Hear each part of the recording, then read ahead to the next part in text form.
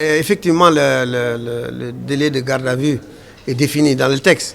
Et le parquet a estimé, en matière criminelle, et plus particulièrement en ce qui concerne la corruption, que le temps de garde à vue passé par l'ancien chef de l'État était épuisé et qu'en conséquence, il les libère. Alors la question de savoir est-ce que cela signifie qu'il n'y a plus rien à enquêter, la réponse est non.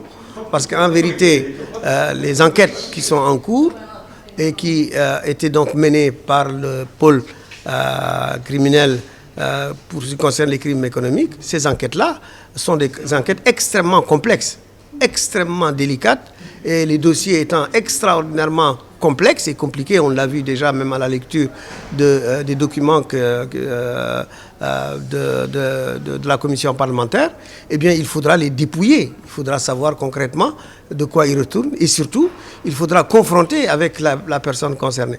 Donc c'est ça qui explique que le délai soit extraordinairement court par rapport aux besoins de l'enquête, tout en étant par ailleurs un délai impératif par rapport à ce que le texte a dit. Donc voilà la situation. Alors vous savez, puisque tout le monde en parle aussi, qu'en conséquence de quoi, le parquet demeure toujours dans la situation où elle demande à ce que des informations lui soient fournies par les personnes concernées, l'ancien gardé à vue si vous voulez, et peut toujours exiger de lui qu'il revienne à nouveau pour pouvoir être entendu ou pour lui donner les explications nécessaires, lui ou les proches ou d'autres qui sont liés au dossier qui sont examinés. Donc voilà la situation globalement telle qu'elle se présente aujourd'hui. Je voudrais tout de même préciser que dans une enquête préliminaire, il y a un ensemble, elle correspond à elle collecte d'un ensemble d'informations. Et elle obéit à des délais de rigueur qu'on ne peut pas dépasser. La loi est très claire. Si ce délai est terminé, alors même qu'on a encore besoin de la personne avec laquelle l'enquête continue, on est obligé de la libérer, quitte à la rappeler par la suite.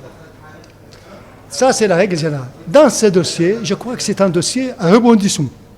Pourquoi? Parce qu'à chaque fois qu'il y a un ensemble d'informations collectées dans le cadre de l'enquête préliminaire, ces informations peuvent entraîner d'autres questions et d'autres questions à poser.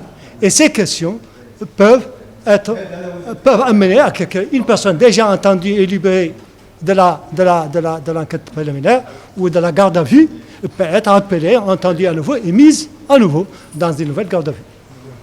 L'article 27 de la loi sur la corruption dit spécialement que le délai de garde à vue est de 48 heures renouvelable 3 fois de la loi sur la corruption.